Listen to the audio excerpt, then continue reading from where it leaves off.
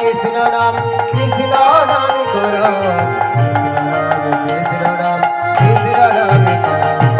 কৃষ্ণ নাম কৃষ্ণ নাম কৃষ্ণ নাম করো, কৃষ্ণ নাম কৃষ্ণ নাম কৃষ্ণ নাম করো, কৃষ্ণ নাম কৃষ্ণ নাম কৃষ্ণ নাম করো, কৃষ্ণ নাম কৃষ্ণ নাম কৃষ্ণ নাম করো,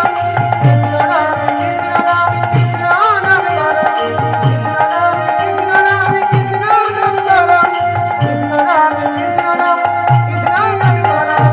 হরে কৃষ্ণ কৃষ্ণ কৃষ্ণ হরে হরে, হরে রাম রাম রাম হরে হরে, হরে কৃষ্ণ কৃষ্ণ কৃষ্ণ হরে হরে, হরে রাম রাম রাম হরে হরে।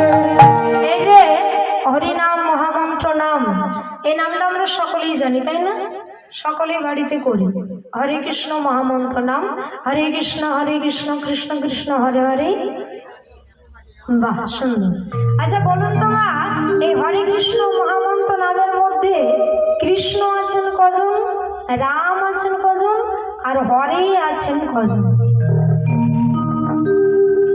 বলুন কজন?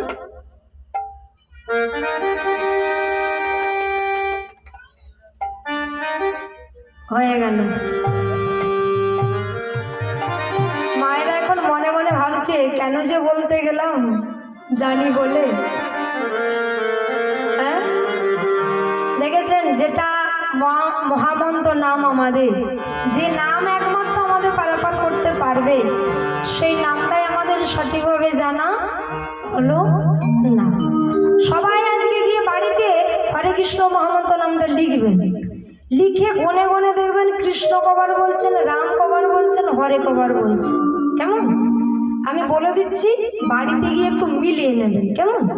কৃষ্ণ আছেন 4 জন, রাম আছেন 4 জন, আর হরে আছেন 8 জন। এবার 4 জন কৃষ্ণকে কি? প্রথম শ্রী গোবিন্দ, দ্বিতীয় বাসুদেব, তৃতীয় জগন্নাথ, চতুর্থ হলেন বলভদ্র। 4 জন রামকে কি? প্রথম শ্রী রাধিকা, দ্বিতীয় শ্রী লক্ষ্মী, তৃতীয় সরস্বতী, চতুর্থ হলো মা সুভদ্রা। আর 8 জন হরেকে কি? চন্দ্রাবলী, রাধিকা, সুহাসিনী, সিংহাসন, সুদর্শন, শেষদেব, সাবিত্রী এবং রেবতী। মনে থাকবে? হ্যাঁ